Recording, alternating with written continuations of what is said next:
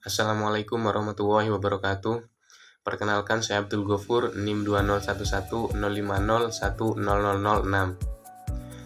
Saya akan menanggapi video yang menjelaskan tentang pengantar ilmu ekonomi. Yang pertama, dari pengertian ekonomi. Ekonomi berasal dari bahasa Yunani yang berasal dari kata oikos dan nomos. Oikos artinya rumah, sedangkan nomos artinya tatanan, aturan, atau hukum. Jadi, ekonomi artinya suatu aturan rumah tangga atau manajemen rumah tangga. Dan yang kedua, pengertian ilmu ekonomi menurut Adam Smith. Menurut Adam Smith, ilmu ekonomi adalah sebuah cabang ilmu yang membahas dan mempelajari tingkah laku manusia dalam usahanya untuk mengalokasikan atau mengolah segala sumber daya yang memiliki batasan penggunaan untuk mencapai sebuah tujuan tertentu. Jadi intinya, ilmu ekonomi menurut Adam Smith artinya sebuah ilmu yang mempelajari cara manusia dalam mengelola sumber daya yang memiliki batasan penggunaan. Dan yang ketiga, pembagian ilmu ekonomi. Ilmu ekonomi dibagi menjadi 3. Yang pertama, deskriptif, yang kedua terapan, dan yang ketiga teori.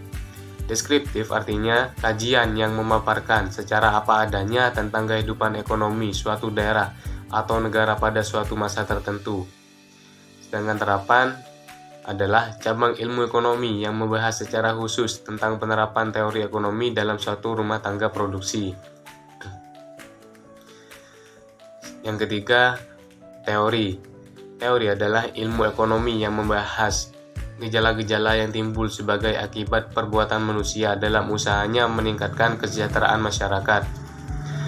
Ilmu ekonomi teori ini dibagi menjadi 2. Yang pertama, mikro. Yang kedua, makro. Mikro adalah ilmu ekonomi yang mempelajari perilaku konsumen dan perusahaan serta penentuan harga-harga pasar dan kuantitas faktor input barang dan jasa yang diperjualbelikan. Sedangkan makro, studi tentang ekonomi secara keseluruhan.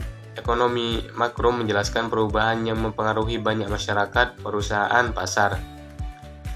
Yang selanjutnya, konsep dasar ekonomi makro. Konsep dasar ekonomi makro ada 7. Yang pertama, pendapatan dan pengeluaran. Yang kedua, pengangguran. Yang ketiga, uang dan fungsinya. Yang keempat, inflasi atau kenaikan harga dan deflasi penurunan harga. Yang kelima, permintaan agregat dan penawaran agregat. Yang keenam, keseimbangan IS dan LM. Yang ketujuh, ekspor dan impor. Yang selanjutnya, perbedaan ekonomi mikro dan makro.